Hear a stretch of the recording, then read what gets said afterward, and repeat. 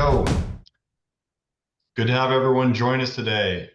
Welcome to the Coach's Corner Unpacking Performance live stream, where we dive deep into all things human performance. We're bringing it to you by 1080 Motion. I'm your host today, Adam Rolfe, and I'm thrilled to have you guys with us. We got an awesome panel tonight, talk about hockey and exploring how to develop athletes in the gym and translate to performance on the ice. Kicking it off for our guests, our panel that's right in front of you. Matt Price, Director of Strength and Performance Science with the LA Kings. Ben Prentiss, founder of Prentiss Hockey Performance. Will Morlock, Head of Athletic Conditioning and Performance at Michigan State University. Gentlemen, good evening and thank you again for joining us. Good to be Thanks here. for having us. Yeah, awesome. Hey, as we settle into our conversation, so we're just having this nice round table tonight. Hope everybody has a beverage in their hand and excited to listen and just stimulate our brains a little bit. But if you have any questions, please put them into the chat. Ola Eriksson, my colleague, is on the call as well, and he's going to help bring those questions to life as we go through our discussion.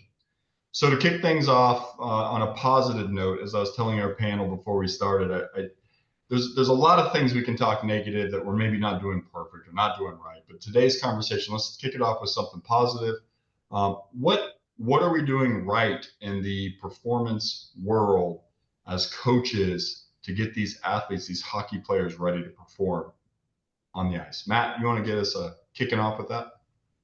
Yeah, I think I'm kind of in a unique position relative to Ben and Will, where I get to see the product of their hard work, right? So, Will's dealing with collegiate athletes, and Ben's working with a spectrum of young athletes all the way up to NHL guys, and we've shared some athletes over the years. So I get to see the product of their hard work.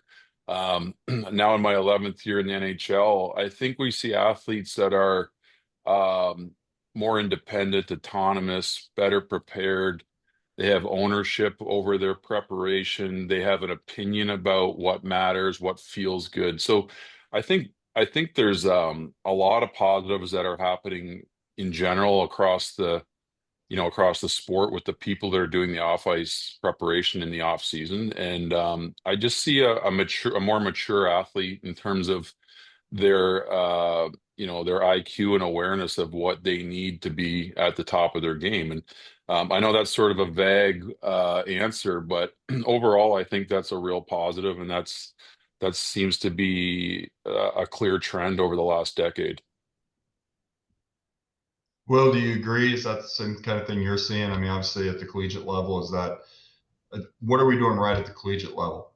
Yeah, no, I agree. I think you're seeing a much higher IQ and intentional athlete, guys who really attach the off-ice development to the on-ice performance. And that makes my job exciting because in college you get to train a lot. We play so few games. So I think that really being a part of the culture of the sport, I think I've seen a really positive impact in a short time with our group because of that.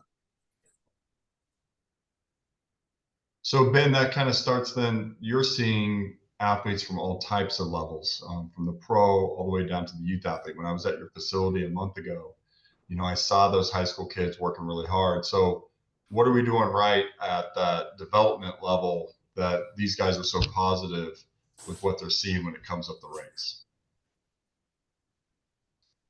Well, I think that at that age, we're developing skills to set them.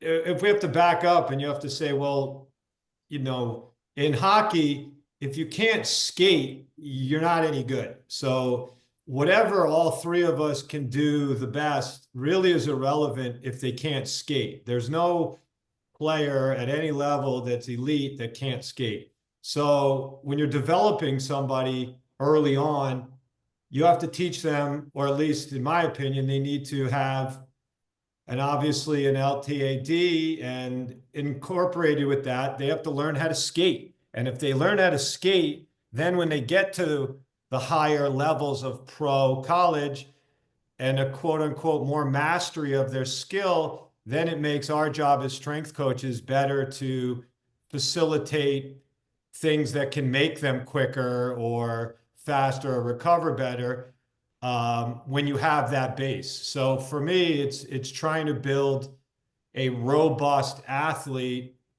younger, because what I see more and more as hockey becomes specialized early on is that guys in the NHL are not athletes, and they have these overcompensation patterns, and they've done that because typically they've played one sport their whole life. So developing them younger and across the board and using their body and becoming more athletic, I think leads to them becoming better at the higher level.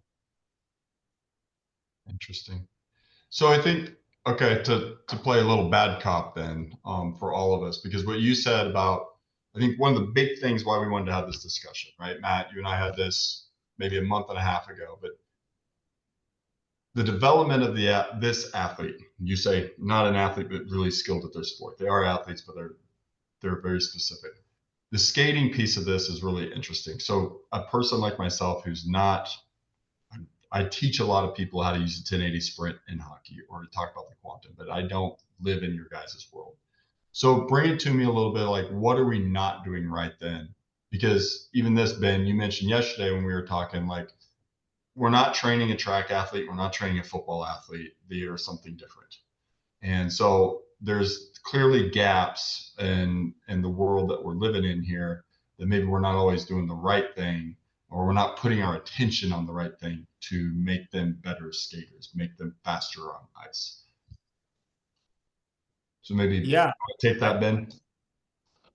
I think there's a lot that's been wrong, but frankly, I'm happy in terms of competitors that some people are doing it wrong and are set on doing it wrong. But I believe that too much of hockey is based on other sports information and research. And I really find that the goal is to really go from subjective to objective. And the more that we can do that by looking at our sport in terms of the way they skate, what kind of profile they have, how is their skate sharpened, all of these things actually matter in a performance coach's world and how we can make them faster. Because if you're just going to put them on a 1080 and start worrying about times and loads, we need to get behind that and say, well, what led to that time and how can we actually prescribe something to make them better?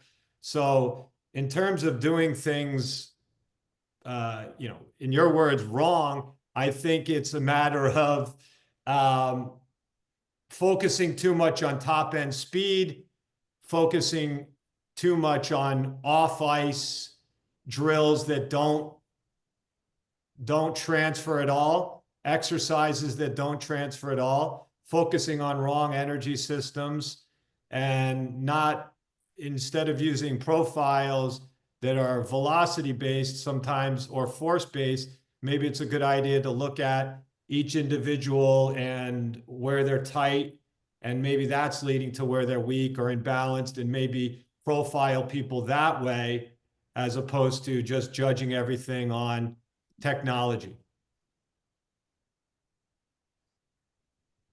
Matt, you want to jump in? Well, yeah, no, I think Ben touched on a lot of good points there. And one of the things that I think we're still kind of struggling with as a sport is, I've mentioned it before that the rink, at least in the pro setting, and it's probably a little bit easier for Will and Ben, but the rink is this sort of, great divide where, strength coaches aren't welcome, right? So we're expected to make guys faster in the weight room, squat more, get faster, trap bar deadlift more, get faster, whatever that exercise might be. And there's this massive divide or chasm between weight room and skating. And there's still,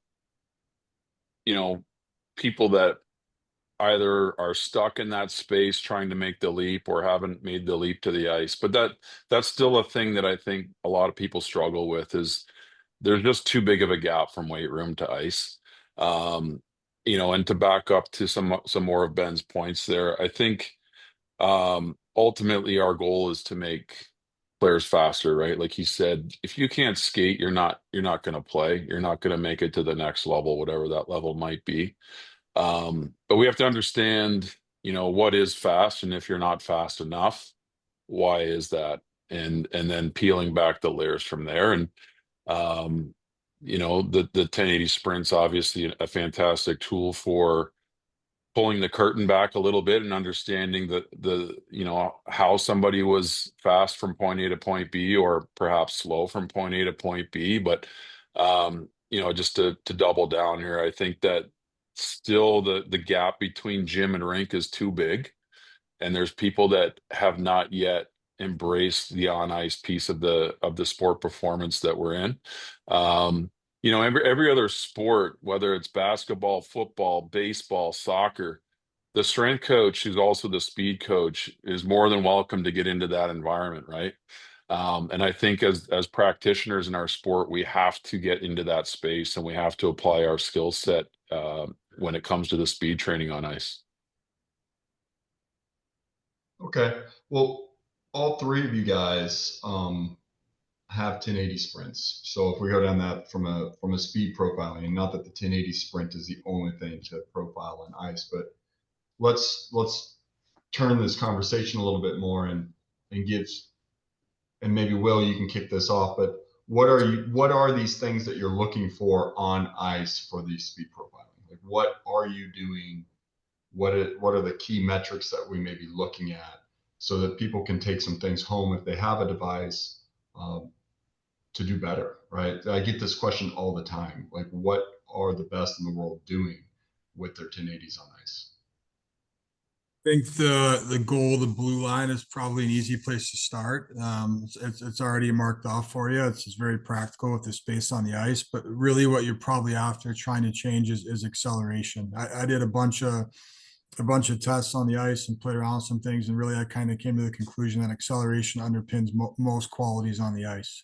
Change of direction, the crossover, things like that. There's maybe a deeper layer there, but kind of the first place to start, I would say, would be acceleration. And the goal of blue is a good place, even though you're maybe more so after that 10 yards is kind of where those puck battles and things are won. But with the loaded sprinting acceleration, the goal of the blue, instead of 3 to 4 high power strides in that first 10 yards, gives you 7, 8, and a little bit more touches on some of those qualities. And I've seen success with that just because it's such a novel stimulus for guys. They really don't train speed with quality on the ice. I think our practices and the way the game is played is very fast paced, but it's not the high quality speed at times that maybe you can get by resting appropriately, training with load, actually addressing power and some of these deficits that, without the 1080 are quite difficult to do.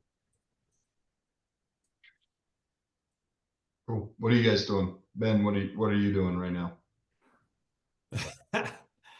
Well, to a degree that we can. I'm lucky because I don't have to stay in my lane. So we're out right now a minimum of 2 times a week on the ice, and we'll do that for the next 5 months to develop what we're going to do in the off season. And what Matt and I have been talking about this for years, and I think 3 years ago I started taking out a weight room day in the summer and adding. We laugh because at the time we're like, hey, he's like, what are you doing to get guys fast? I'm like, we're skating. Yeah. We're hockey players and we're skating, but it's something that people don't do. So with the 1080, what we've done more now is, Will's completely right that, I've looked at immense amount of tape. And if you watch, miles per hour is developed at top end speed by crossovers and the propulsion of crossovers. So sometimes the fastest guys that the NHL keeps track of, and they all want to talk about top speed, it could be irrelevant because you could skate yourself out of a play. I've looked at much tape where a really, really fast guy loses his posture on a stop and can't get his feet moving and cross over enough, and he's out of the play, even though he skates 21 miles an hour. So, I like to call that big plane, no pilot. And if you just have somebody with a huge horsepower, but can't have the carryover. So I'm seeing that a lot now. So we've been incorporating a lot of crossovers with the 1080. So we're getting pull in eversion or pull in inversion, changing the obliques. It affects the arm swing and how you skate. So working the first 3 steps of crossover, we now know that when we get to a certain load of assisted sprint, it's kind of the law of no return, where you add weight, you add weight on an assisted sprint, but then you get to the point where you're losing posture and it becomes a deficit. So using assisted sprinting for acceleration, using a 5-10-5 or not that distance, but a change go with the 1080, and then doing crossover circles with the 1080 to try to mask some of the speed and crossovers, acceleration and decelerating that we see on the ice. And can you, this is really interesting because I've always kind of, I was already giggling. You know, because I'm so constrained with my time. There's all these creative things I want to try, and I think you guys have really pushed the envelope with what you're doing. Can you explain how you actually structure your crossover training with that? Can you kind of Yeah. paint the picture for us? Yeah. So, well, one thing I've done, I mean, we can talk. One of the other things that I've seen, instead of doing, I mean, that's a whole nother topic of sprinting off the ice, but what I've started doing is the circles off the ice and doing a figure 8 into a 10-yard sprint. So instead of a flying 10, this double entendre of accelerate, decelerate to build momentum, similar to when a guy's circling around to accelerate into a power play, we're seeing anywhere from 0.2 to 0.3 meters per seconds faster on a 10 than you would on even a flying 10. So then I'm doing the same thing on the ice, where think of like the old school S cornering drill, where I put the 1080 on the goal line with a spinning belt, and we're allowed to get different resistance as they spin around and cross over. So what we're looking at is now I can see when you're using a certain load, the crossover front leg becomes the driver and recruits more force. And then when you're using a different load, the back leg becomes the driver to get to peak force quicker. Yeah, that front leg often is a lazy stride, right? Like a lot of guys, it's Depending kind on of the a load. token push, right? Well, even in general, Yeah. when they're skating naturally, they're sort of mail in that like the understep or the front leg, and then they really rely on the outside foot for most of their pressure. So that's interesting that you're seeing them have to push more with that inside foot because of Have to. the resistance. Yeah, that's cool. What kind of low loads are we using initially for like some profiling? Are we talking 1 kilo, 2 kilo on a 1080, or like what's a good starting spot for people just in general? I've we've messed with everything, and it seems to be so I've had 2 years of the female PWHL team, which we've used a lot as well. I've had good leeway with that, to in terms of do whatever I want, testing them throughout the year. And we found 4 kilos for females seemed to be the sweet spot, and then 8 kilos for men for us, in terms of, 50 to 70 people that we've done, in terms of, and then in terms of assisted sprinting, we started at 4 kilos and they got 2 miles an hour faster. We started at 8 kilos, they get 4 miles an hour faster, all the way up. And then when they hit about 16 miles an hour, it tends to get a little shaky, and that's where we top off. Yeah, so what I do is I do a little bit more video analysis. Um, Usually just tier up 2, 4, 6, 8, 10, whatever. What I'm looking at So I do a free sprint, look at all of the angles at key positions, toe off, touchdown, understand, first of all, are they within a normal range when it comes to biomechanics and their posture? Then when we start to apply load, I'm looking at the heaviest load I can give them where it doesn't mess up mechanics. So kind of doing it in a little bit more of a technological way. Ben's doing it by the eye.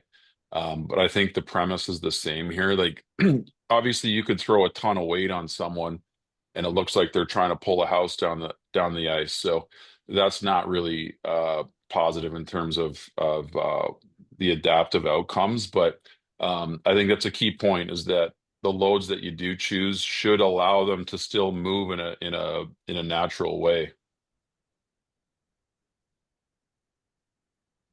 Okay, so question on that. If I do, so I see some people that want to go super light instead of like what you're talking about, Ben, is like going to medium load on ice. I would consider 4 kilo medium load. So when we go lighter,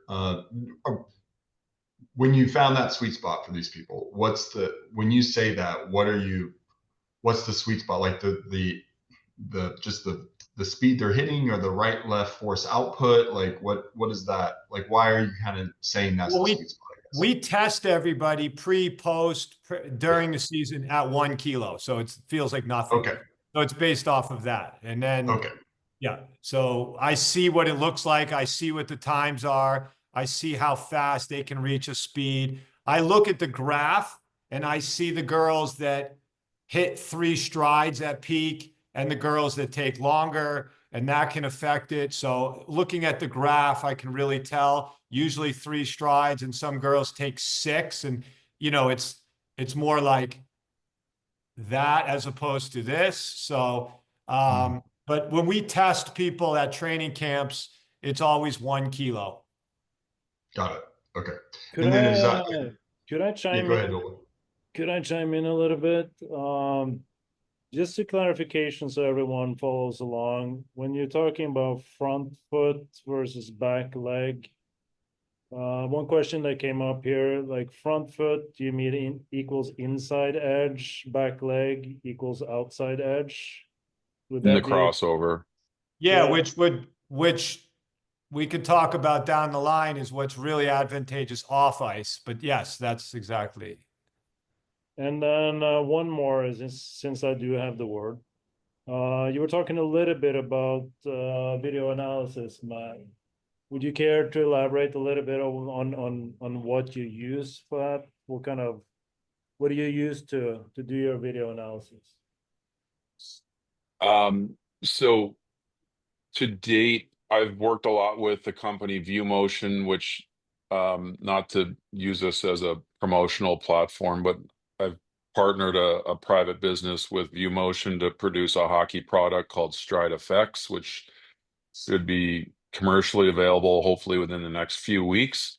But essentially, it's an AI-based motion capture system, uses iPad, iPhone, and breaks down all of the key positions, outputs, various kinematics and kinetics of the sprint for me. So super cool piece of software. I layer that right in with the sprint. So everything I do on sprint, I'm tracking the biomechanical output, because I want to know what's happening, not only from a training stimulus standpoint, but I want to know, because we use load as a constraint as well, right? So if I have an athlete that can't get into certain positions, for example, I have a lot of very vertical skaters, a little bit of resistance and awesome stimulus to allow them to feel better positions, to get forward, to have a better plant foot, and just sort of get their trunk and thigh angles into a more congruent alignment. So, video analysis like that tool has been really valuable, and they really marry well together. If I may follow up on that one, so one thing is for you to look at it. Do you also share that with the athlete and use it as a teaching, especially for those athletes who are more towards like visual learners and like to maybe fail We to see themselves from the outside? We do, and we sit and debrief on all of that. Usually, here the guys will have breakfast, and after breakfast, we'll just kind of take 15, 20 minutes. Players love to see themselves on video. This is very novel stuff. So, you know, is in the last week, I actually had a player who is a very, very vertical accelerator to the point where he almost falls backwards. Showed him his key angles through the first six steps. The second speed session we did a few days later, applied some resistance for I think 4 or 5 efforts, took the resistance away, let him free sprint again, showed him the results of that. His angles had dramatically improved, much more forward lean, closer to that 45-degree trunk angle. Thighs were aligned, plant legs were under the hip instead of way out in front, right? So it's a very short-term thing. It wasn't a permanent fix, obviously, but it was a powerful conversation to show him how this type of work can really get him into better positions. And the cool thing was, under 2 kilos load, he was as fast as he was with 0 kilos load. So it was the position that made him faster, even though he should have technically been slower by that light resistance. So yeah, we do share that with the athlete, and obviously that's critical to having success with these types of programs. Stupid question probably, but again, not the hockey guy, but are they holding the stick when you guys are doing your assessments for on ice always? Or do you, I mean, like change of direction, Ben, you mentioned that. I don't know if you're doing that on ice or off ice, but like, are all your assessments, is that part of the standard? They have to be holding the stick? Well, for me, for sure, because you don't play the game without a stick. And and you have to also factor in, which again, when we talk about things people are doing wrong, is what kind of arm swing are they using? And the research that we have on looking at a lateral to kind of a sprinting arm speed. So, I mean, arm swing. So yes, because the arm swing, when they're holding the stick, becomes relative as well. Mhm. So like I've been basically I have never done change of direction work on the ice because of the stick, and obviously changing direction one side is okay because of the line won't get in the way. But have you guys played with anything on both directions, or how have you overcome that issue with the stick and the line? We try to do it like when we're changing direction, it's like they're in here. It's this as opposed to this big crossover. So it's more like they're in here when they're actually crossing over. So they're more in tight with both hands, and it really is not an issue. So you just set them up on one side of the line, go, and then if you were to change to the other side, you would just start them on the other side of the line. Well, so if you're going a right around, they're going to have the stick, and then when the belt swings with them, and naturally they change their position as they go. So it becomes not an issue. They're skating normally. Hey, do this figure 8 around the circles, and they're able to move freely. Cool. And the whole point is, we're trying to emphasize moving your feet and getting them up and crossing over. And, there's a lot of times where I'm not disagreeing with you at all. That's a classic, but I sometimes, depending on, we talk about cement, but I like them to sometimes be vertical when they're crossing over, to be a little, heel, boom, boom, toe, heel, and being able to cross over a little bit more vertical, because it also, if you talk to them, there's a lot less tax on guys skating that way in an arc and crossing over, as opposed to this, I don't want to say, the classical deep, low positions. So, I'm sure everybody knows, but when we talk about, that's one of the things that, sprinting off the ice and on the ice are completely opposite. So for people that don't understand that, the starting mechanics are completely different. So what Matt's talking about is getting in that nice low position. the goal of every speeding coach and skating coach in the world is to get that knee as far over as you can, to get low, et cetera, et cetera. So for those, that's a classic style as opposed to the more accelerating way of crossing over skate, which seems to be a little less taxing. You're We have to changing talk direction. offline, Ben. What's that? I think we're a little bit more on the same page, but I'd love to follow up with you a little bit on this. Just because I the classic Taylor Hall picture where he's like super low is not what I'm promoting, but just No, I sweet understand. spots. Yeah. Absolutely.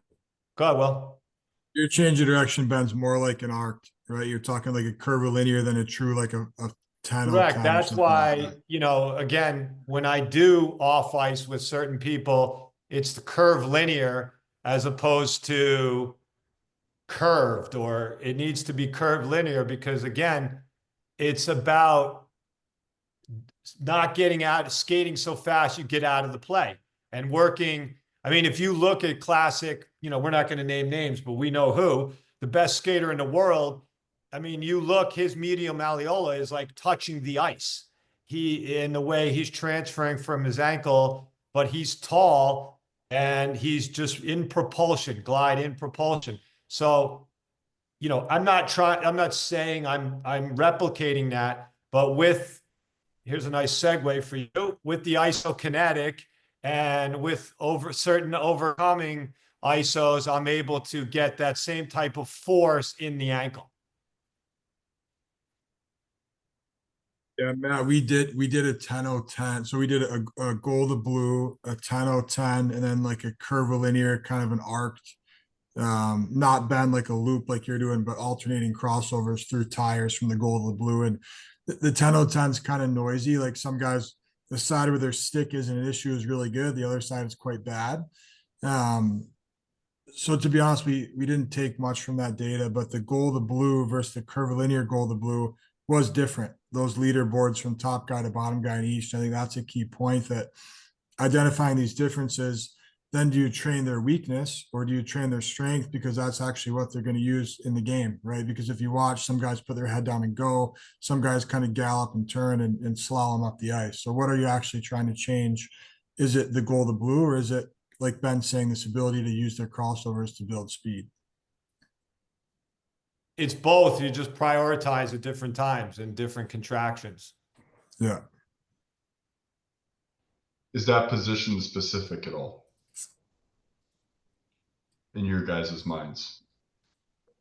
I say no. I mean, for me, the only difference that I say is a defenseman. To me, the most important thing is be able to gap up, but then get out of that and get back out. So that's accelerating or change of direction at its finest to get into that backwards thing. So gapping up and being able to accelerate for a D and get that hip rotation is a big play. So like a lot of these change of direction type things and, you know, offloading, so to speak, when you're changing the load on the hip and the pelvis, to me helps a lot. That's a really interesting question or thing you bring up, because I think, Ben, this came up. Chris Corpus was talking about this at your clinic. Do you guys change the position of where you're connecting in? Like a lot of you are using the back of the pants to connect in on ice, but do you guys try vests or any other kind of accessories to change the angles for anything you're doing on ice? Perhaps not. Yeah, well, no, I was waiting for them. I typically put it on the right on the loop on the back, but like I said, using that loop, like using the spinning belt allows more of a free change of direction that kind of weaves them like this. That'll offload, but I haven't used heavy loads with that. Just getting an idea of resistance in different planes of motion. This is another question about the setup of that type of curvilinear effort, Ben, but and maybe Ola, you can speak to this, but is there any issue with the line like Yes. moving sort of Yeah. east-west? Yes. And I don't want to bring up that I've asked for a different color line as well from skating over it, but yes, that becomes an issue. I mean, obviously, the Sprint 2's a plug is way, way, way, way, way better in dealing with those things. But have we had to cut and tie lines? Yes, for sure. Well, that's good because I've requested blue or red line on sprints for hockey, and I think I asked for 6 feet of like shark resistant fishing line on the lead. So We're That's working on interesting it. because I think I asked for the same thing. So that's good. there we go. Great minds. Yes. Yes. Okay, before we get off because I do want to go to ice kinetics, because I do think that's a topic that a lot of people have questions about what they're doing in the gym and not on the ice. But before I flip over to that, variable loading, how much variable loading, because that's obviously one of the things you can do on the machine. You're on ice to help people get started with a lighter load, or you can start heavier and it goes lighter as someone accelerates. Do you guys use that as any way from an intervention on ice using the variable loading, or maybe use it for assessments? I don't know. Well, I can say that for all of our training, we use a variable load. Um, just to allow them to get out of the gates. Like, I mean, those initial steps under anything significantly heavy are pretty sloppy if the weight's too heavy. So if we do want to apply a heavier load, for example, if we want to move them into the 10 kilo, 12 kilo range, we'll just start them at 4, get them up to 5 meters per second, which is usually 3 steps, then let the load come on. Much more comfortable. Athletes really like it. So that's kind of a standard for our training application. Of course, testing we wouldn't use that. And then I'll just throw this out there because I haven't tried it yet, but I plan to use it on Thursday. I have a session Thursday planned, which is a variable load reduction. Looking at using something like 10 kilos to start, dropping the weight to 4 kilos. So trying to use like almost like a load release and let them build some speed and then really slingshot out of that reduced load. That's the problem with going second. But yeah, I've been doing both of those for Yeah, right. when he's no, we do for sure. We've been doing messing with both because I have he's a Red Bull professional downhill skater. So it's like think BMX, but ice hockey on ice. So his big thing is getting out of the blocks. So we've been playing a lot with him with heavy, get him out of there quick, and then also changing it the other way quick and sort of slowing down. He seems to, because he's going downhill and he got a lot of speed really quick. So pulling him out and slowing down, and we've seen it like four one way, 6 the other way seems to be good, where all of a sudden it doesn't just pop them up, where we start light and then hit some resistance. So I'm not weighing in on what's best yet, but we've definitely tried both as well. Yeah, they've used the same thing for bobsleigh starts. But that becomes an obvious one because you have a heavy mass and then you go downhill. So right.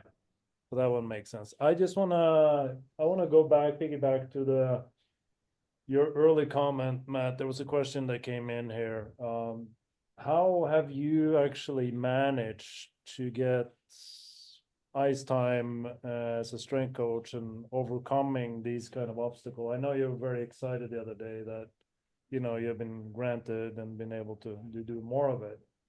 Like, what was your strategy to actually be able to do some of these things? Yeah, I'll try to keep it a short story because it's like 10 years in the making, but a lot of frustrating conversations about, my boss is asking me to make guys faster in the weight room and me saying I need them on the ice, and then eventually getting them on the ice and getting some summer access, and that's all volunteer basis in the NHL. COVID was really good for us because we had our team around for a long time with no games to play, and we got a lot of exposure there and got players bought in. Kind of evolved into some internal dialogue around biomechanics assessments. We started spending time around baseball teams and looking at how they looked at pitching and hitting.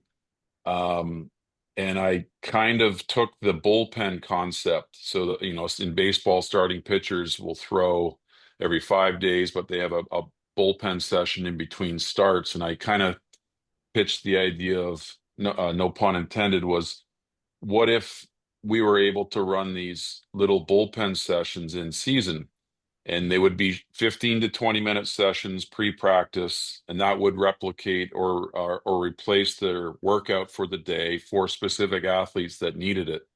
Last year got a couple players involved. Again, one of them was suspended, so they said, hey, go ahead, do what you want. Kind of faded away, went back to the bosses this year, said, hey, I'd really like to work with these 4 athletes.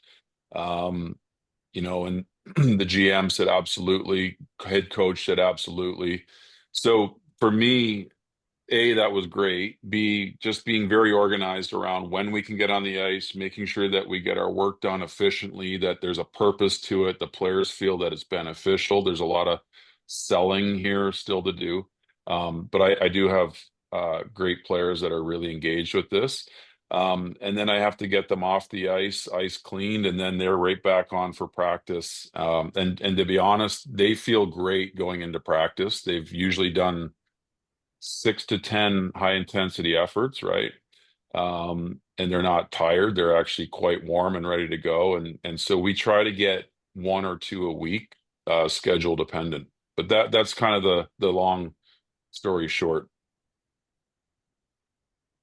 One more.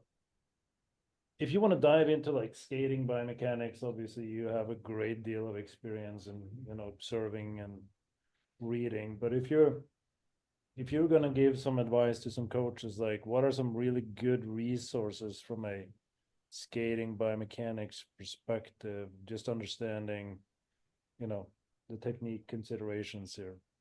If you haven't, do you have any kind of like resources or references that you would like to share? Or is Honestly, I haven't been a big consumer of what's been published. There's some old stuff, and a lot of the bulk of the literature comes from the 70s and 80s, and there's a little bit that's resurfaced recently. This is going a little bit out of the sport here, but I honestly believe that everyone should be reading Rob Gray's stuff. Rob Gray's a professor at Arizona State University. He's written a couple of really, really good, understandable books on how to teach motor skills, constraint-led approach, affordances, these types of concepts. And for me, when you understand that and you've got a little bit of experience around skating, the rest kind of falls into place. You can really start to uh, grasp and understand how you want to move ahead with helping someone improve their skating, which is an area I think that's done poorly in our sport, the quote unquote power skaters, or the power skating coaches. I think it's not done well. So I think Rob Gray is a really great resource. I know that's not a skating specific recommendation, but to me, that's where I would recommend people to look. I can echo that one. It's a great book, books, I should say, and it's fairly simple written. Yeah, And maybe one last thing there, and Ben's already mentioned it, and I'm sure Will does the same, but I film everything. Every session going back 10 years ago when we first got our 1080 sprint, I always had a camera going. I watched every sprint. You watch it frame by frame. I'm looking at the data, the curves, the graphs. Why is the curve going like this? Oh, look at that step. That guy's riding an inside edge or an outside edge. And you just have to get familiar and really intimate with the video. I don't think you're going to read any paper out there and learn something about skating mechanics more so than if you just watch video. And I think the camera can be a great friend in this. Yeah, I want to say one more thing about Rob Gray, Perception Action podcast. It's very dense. It's a lot of baseball, but if you're interested in motor control, motor learning, you have to really pay attention when you listen to it, because if you snooze for 20 seconds, you're done, you're doomed, because then you have to rewind. But yeah, some really good resources there. Will and Ben, do you have any resources that you think would be good beyond what has been discussed now? Well, I'll just say real quick, just based because I don't know how many people are listening. Like Matt did, he touched on it a little bit, but for the most part, I can't speak for everybody, but I would say, because I know the majority of the NHL the strength coaches can't do anything on the ice. And we're told, like, they're told to stay in their lane because there's typically a power skating coach, a figure skating coach, a skills coach, and those are the ones that are typically prioritized. So, it goes back to what we're talking about. If you want to make somebody better, it needs to be this holistic view of everything. For me, I've never done any thing other than look at 27 years of video, watching skating. And for me, it's talking to players that I really, really respect, that know the game and that have been in the game a long time, and picking their brain about how they feel and how this looks, and looking at video with them has really helped me formulate my system. Cool. All right, do you want me to go with the last one at the more macro level? Do you guys use force velocity profiling within skating? I know it might be a touchy topic, but any considerations in that regard, or do you or you don't? Go ahead, Matt. I say I look at it. I don't think it's a go-to tool, but I think there's useful information there. There's a lot of reasons why it's not always useful, and sometimes it's just a bad rep, and there's things that don't work because the players are on skates and it's hard for them to stand still. I do like seeing initial acceleration. Ratio of force percent to me is of interest, but again, it's a really tricky number to get cleanly off a start on ice. The rest of it, I wouldn't say is really of value to me.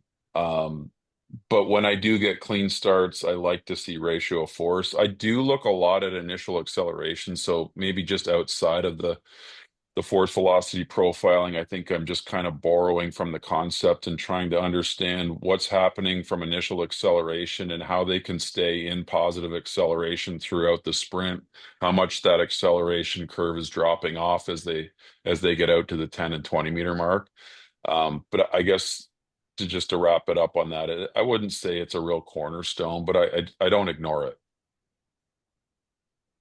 Yeah, when I first started doing the speed on the ice, I looked at it more so for my own curiosity, probably more time than I should have spent. But the little bit that I did see, the force-based metrics are much more correlated with faster speeds, sprint times than anything velocity-based. I think the ability to accelerate and produce force horizontally and project and things like that, I think are probably more correlated from a profiling standpoint. So my thought process was not bother profiling if you need this or that, but everybody will benefit to some extent from probably those first couple steps.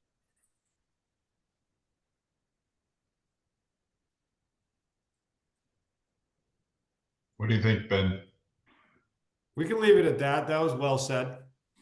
Okay. All right. Very good. But none of you, let's transition a little bit then to off ice, because not everybody has access to ice, like we talked about.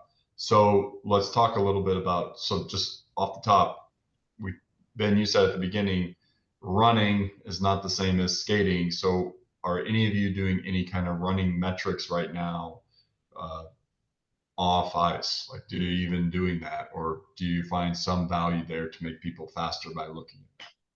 Yeah, I mean, I have hundreds and hundreds and hundreds of 10-yard sprints with hockey players. Just my point is, when you get to a certain level, the juice is not worth the squeeze at any stretch of the imagination. If you look at all of the Achilles tears that happen in the off season, those guys are all running, and it's preventable. I know certain things are not, but my point being, there's other ways to produce this. Instead of looking at the exercise, let's look at the outcome and the output to get there. So, yeah, I mean, I've done research where I've shown that, if you're in the 1 percentile of top 10 in sprint, the carryover on the ice is there because of acceleration, but I don't think it's worth it. I'd rather use load when I'm running to put them in a better position. So using the 1080 with a heavier load, using a prowler, and then I just do for most NHL, if not 90% of them, I'll do VersaClimber sprints and or trampoline sprinting as opposed to sprinting off the ice. But in terms of younger kids and development, yes, we do 10-yard sprints and those curve sprints. Will or Matt, are you guys doing any running based things that you're looking at off ice? Yeah, in my population, I probably have a little bit more leeway than these guys. Working with 18 to 23-year-olds, we sprint quite frequently in season at very low volumes once a week, and in the summer, once, maybe twice. Again, nothing really outside that 10-yard mark. It's primarily loaded. We'll do load velocity profiling, force velocity profiling. I have used the force velocity profiling a little bit more heavily off the ice, more so for how much time they spend at percent dex with the load velocity stuff, and that seemed to work quite well. But again, the heavy stuff kind of makes everybody better. So I've kind of not gone too far from that. But yeah, we do sprint fairly frequently, and the feedback and the specificity from the 1080 has been big time for that, for sure. Yeah, let me just also add to that, for people that I assume that most people listening are hockey strength coaches, but hockey players are awful, awful, awful runners.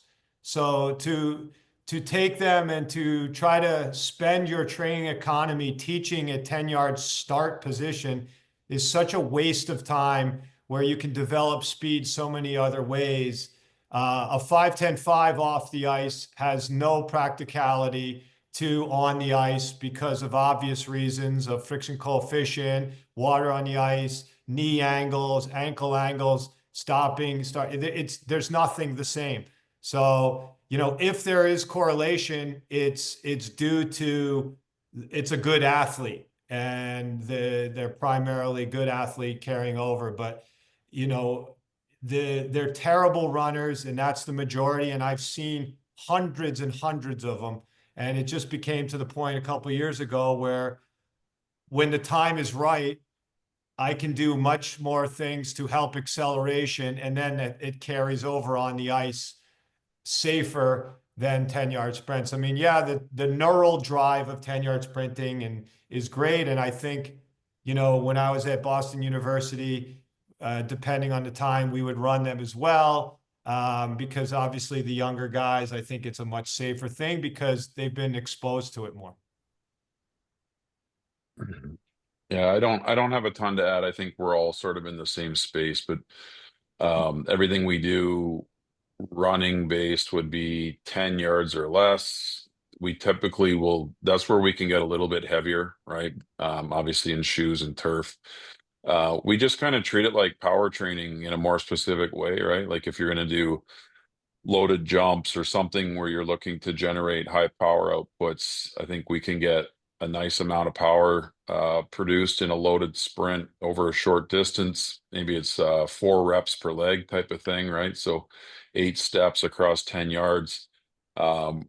Don't get too hyper focused on technique. Make sure they're safe.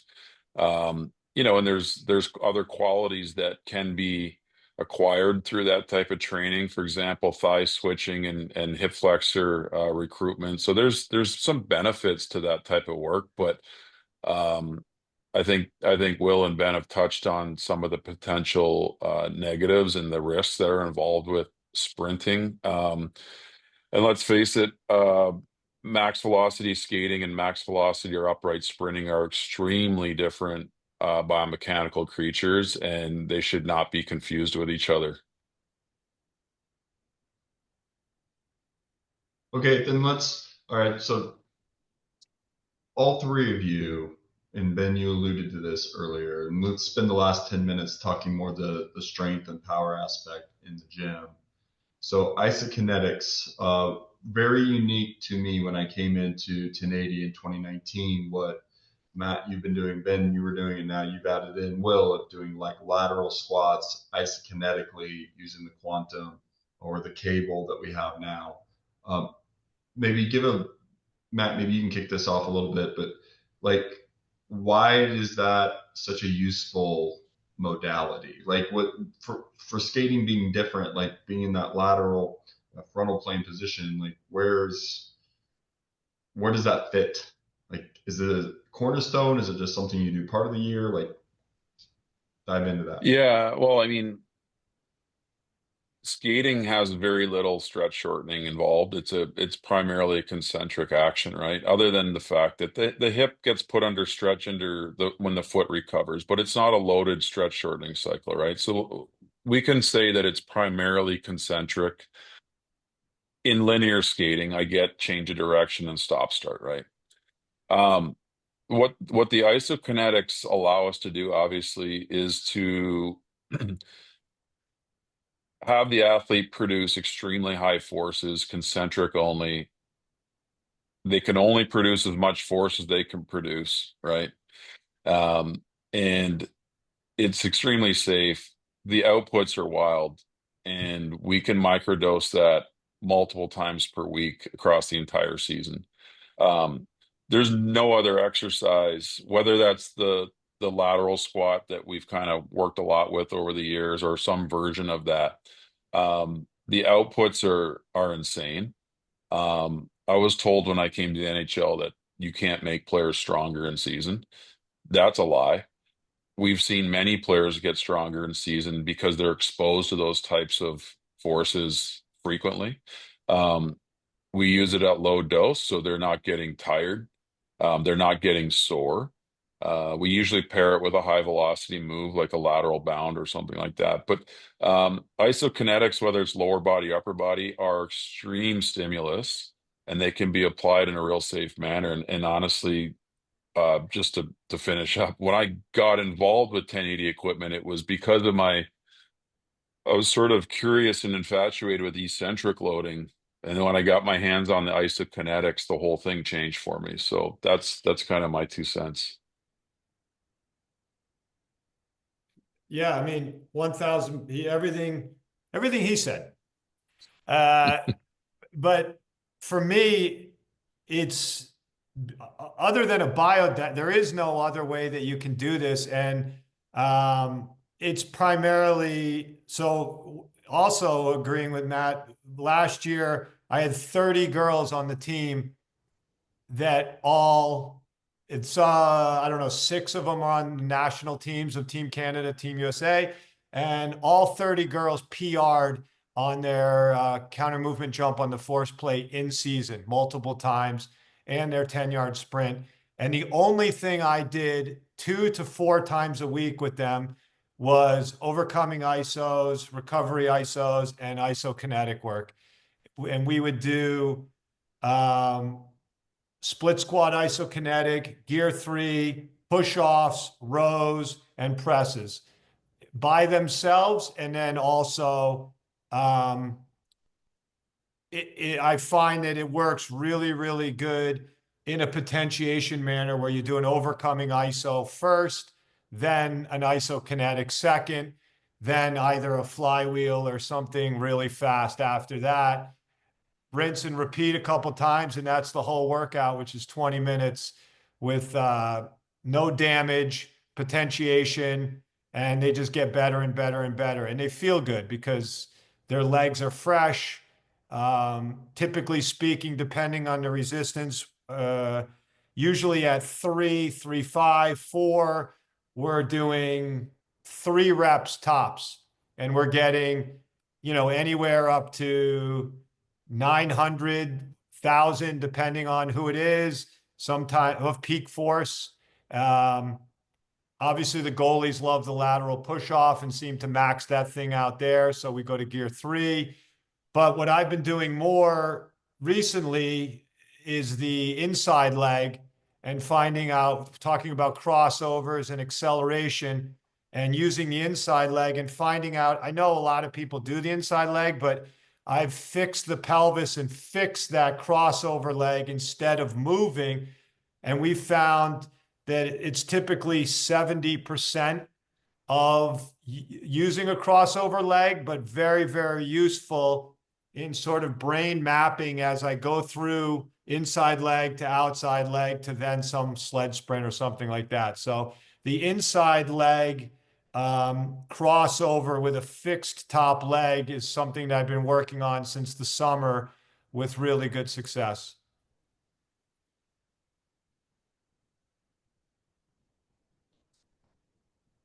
Excellent. Very good. Well, as we wrap up, we got about 2 minutes left here, guys. I just wanted to know, like maybe each of you and Will, you can kind of kick it off, but what's the thing that's got you the most excited right now, moving forward in your program that you're doing? Still pretty early on this journey of really working backwards from the ice. So I think it's trying to hone in a little bit clearer on what I'm actually trying to change, to expand beyond just that linear 20-meter sprint that we've been doing, but actually incorporate some of the things Ben's been talking about, both on and off the ice, with hopefully more transferable qualities of the crossover and an athlete's ability to be fast in a game, not just fast in a straight line attached to a cord. Well, I think Will just, I think that's the line of the night there, though. It's working backwards from the ice, right? And that's really where things are at now. We have to be on the ice. We have to be training on the ice. We have to be doing these things on the ice. The weight room supports those things. And so, for me, a lot of time just working on linear sprinting, time constraints, ice restrictions. That's kind of where I sunk my teeth in. But right now, starting to play more with assisted work, variable resistance, unique loading parameters. I've spent a lot of time chatting with Will, and he's been gracious in sharing some videos and helping me with some of that stuff as well. And I've certainly taken some notes today on what Ben's doing with the curvilinear stuff. So I happen to have a use case right now with an athlete who's an absolute power horse. I think he's comparable to an athlete Ben works with, and doesn't need help accelerating, but he's very, very motivated to get faster, and he lacks late acceleration. So I think there's some cool tools here that we're going to experiment with and really, really see if we can't change how he performs over the late parts of sprints and through the curves and changes of direction.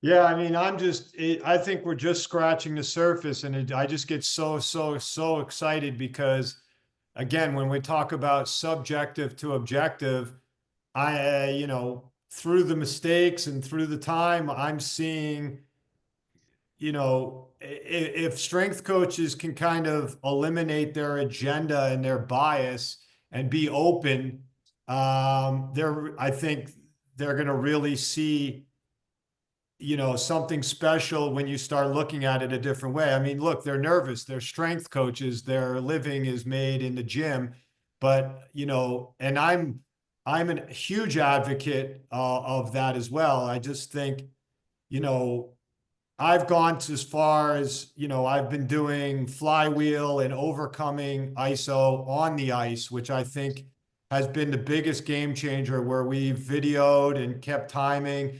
And right in front of our face, time after time after time, we see people getting faster, and not faster just in a straight line. You see their stride length change in front of your eyes based on the inertial of the flywheel, based on the the angles of the ankle and the overcoming on the ice, and we're keeping force outputs on the ice and on the ice and off the ice. So, and we're seeing people get faster in a way and better and more efficient.